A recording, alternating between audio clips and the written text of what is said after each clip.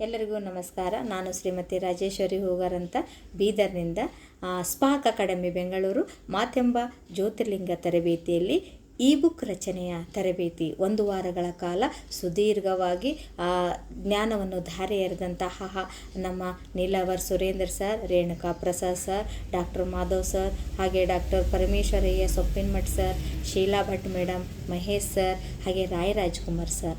ಪುಸ್ತಕದ ಮುಖಪುಟದಿಂದ ಕೊನೆಯವರೆಗೆ ನಾವು ಯಾವೆಲ್ಲ ಅಂಶಗಳನ್ನು ಗಮನಿಸಬೇಕು, ಪುಸ್ತಕ ರಚನೆಯ ಹಂತಗಳು ಯಾವ್ಯಾವು ಅಂತ ತುಂಬ ಎಳೆವಾಗಿ ತಿಳಿಸಿಕೊಟ್ಟಿದ್ದಾರೆ. ಅವರಿಗೆ ಹೃದಯಪೂರ್ವಕ ಧನ್ಯವಾದಗಳನ್ನು ಹೇಳುತ್ತಾ ಈ ತರಬೇತಿಯಿಂದ ನಾನು ಪಡೆದ ಜ್ಞಾನದ ಬಗ್ಗೆ ತಮ್ಮೊಂದಿಗೆ ಹಂಚಿಕೊಳ್ಳಲು ಇಚ್ಛಿಸುತ್ತಿದ್ದೇನೆ. ನಾನು ಪುಸ್ತಕ ರಚನೆಯಲ್ಲಿ ಮೊದಲಿಗೆ 4 ಸ್ತಂಭಗಳನ್ನು ಅರಿತಿರಬೇಕು. ಆ ರಚನೆ, ಶೈಲಿ, ವಿಷಯವಸ್ತು, ತಂತ್ರಗಳು, 15 ಉಪತಂತ್ರಗಳು, 12 ಸೂತ್ರಗಳು, ಹೀಗೆ ಹಲವು ಅಂಶಗಳು ಗಮನದಲ್ಲಿಟ್ಟುಕೊಂಡು ನಾನು ರಚನೆಗೆ ಎಣೆಯಾಗಬೇಕು.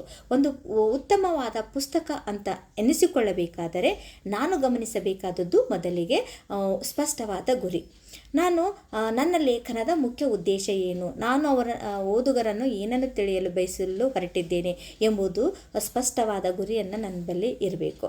ನಂತರ ಪ್ರಚಲಿತ ವಿಷಯ, ನಾನು ಆರಿಸಿಕೊಂಡ ವಿಷಯ ಯಾವುದೋ ಹಳೆ ಕಾಲದಾಗಿದ್ದರೆ ಓದುಗರಿಗೆ ಇಷ್ಟ ಆಗಲಿಕ್ಕಿಲ್ಲ. ಅದಕ್ಕೆ ನಾನು ಪ್ರಚಲಿತ ವಿಷಯ, ತಾಜಾ ವಿಷಯವನ್ನು ಆಯ್ದುಕೊಂಡಿದ್ದಾಗ ಅದು ಇನ್ನೂ ಹೆಚ್ಚಿನ ಮೌಲ್ಯ ಪಡೆಯುತ್ತದೆ ಎಂಬುದನ್ನು ನಾನು ಈ ತರಬೇತಿಯಿಂದ ತಿಳಿದುಕೊಂಡೆ.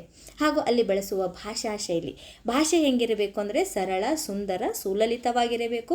ಅಲ್ಲದೆ ಅಲ್ಲಿಯ ಪ್ರಾಂತೀಯ ಭಾಷೆಯ ಸೊಗಡನ್ನು ಅದರಲ್ಲಿ ಅಳವಡಿಸಿಕೊಂಡಾದಾಗ ಪುಸ್ತಕದ ಮೌಲ್ಯ ಇನ್ನೂ ಹೆಚ್ಚಾಗುತ್ತದೆ ಎಂಬುದನ್ನು ಕೂಡ ನಾನು ಅರಿತುಕೊಂಡೆ. ಆಮೇಲೆ ಪುಸ್ತಕವನ್ನು ಸಂಕ್ಷಿಪ್ತವಾಗಿರಬೇಕು. ಈಗಿನ ಕಾಲದಲ್ಲಿ ಯಾರಿಗೂ ಹೆಚ್ಚು ಸಮಯ ಇಲ್ಲ. ನಾನು ಎಳಿತಾ ಹೋದರೆ ಅದು ಬೋರ್ ಆಗ್ಬೋದು. ಅದಕ್ಕೆ ನಾನು ಹೇಳುವ ವಿಷಯವನ್ನು ಸಂಕ್ಷಿಪ್ತವಾಗಿರಬೇಕು, ನೇರವಾಗಿರಬೇಕು ಎಂಬುದು ಕೂಡ ನಾನು ತಿಳಿದುಕೊಂಡೆ. ಆಮೇಲೆ ಪುಸ್ತಕ ರಚನೆಯಲ್ಲಿ ಬರೀ ಪದಗಳಲ್ಲದೆ ಚಿತ್ರಗಳು, ರೇಖಾಚಿತ್ರಗಳು, ವಚನಗಳು, ಕಥೆಗಳು, ನಾಣ್ಣುಡಿಗಳು, ಹೀಗೆ ವಿಷಯಕ್ಕೆ ಸುಸಂಬಂಧಿತವಾದ ಈ ವಿಷಯಗಳನ್ನು ಹಾಕಿದಾಗ ಆ ಪುಸ್ತಕ ಇನ್ನೂ ಆಕರ್ಷಿತವಾಗುತ್ತದೆ, ಓದುಗರ ಮನವನ್ನು ಸೆಳೆಯುತ್ತದೆ ಎಂಬುದನ್ನು ತಿಳಿದುಕೊಂಡೆ. ಆಮೇಲೆ ನಾನು ಬರೆಯುವ ಮೊದಲು ಆ ವಿಷಯದ ಬಗ್ಗೆ ಸಂಶೋಧನೆಯನ್ನು ಮಾಡಬೇಕು. ವಿಶ್ವಾಸಾರ್ಹ ಪುಸ್ತಕಗಳು, ಇತರ ಮೂಲಗಳಿಂದ ನಾನು ವಿಷಯವನ್ನು ತಿಳಿದುಕೊಂಡು ಆ ಪುಸ್ತಕ ಬರೆಯಲು ಹೊರಪಡಬೇಕು. ಆಮೇಲೆ ಪರಿಷ್ಕರಣೆ, ಪುಸ್ತಕಗಳನ್ನು ಪರಿಷ್ಕರಣೆಗೆ ಕೊಡಬೇಕು. ಪರಿಷ್ಕರಣೆ ಆದ ನಂತರ ಬದಲಾವಣೆ ಮಾಡಿಕೊಳ್ಳುವ ಅಗತ್ಯತೆ ಬಂದಾಗ ನನ್ನ ಪುಸ್ತಕದಲ್ಲಿ ಬದಲಾವಣೆ ಕೂಡ ನಾನು ಮಾಡಬೇಕು.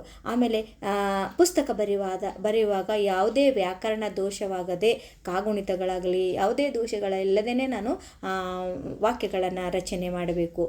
ಲೇಖನದ ಉದ್ದಕ್ಕೂ ಗುಣಮಟ್ಟವನ್ನು ಕಾಪಾಡಿಕೊಳ್ಳಬೇಕು.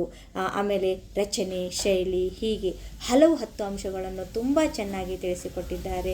ಅವರಿಗೆ ಹೃದಯಪೂರ್ವಕ ಧನ್ಯವಾದಗಳನ್ನು ತಿಳಿಸುತ್ತಾ ನನ್ನ ಮಾತಿಗೆ ವಿರಾಮ ಸಲ್ಲಿಸುತ್ತೇನೆ. ಅವಕಾಶಕ್ಕಾಗಿ ಧನ್ಯವಾದಗಳು.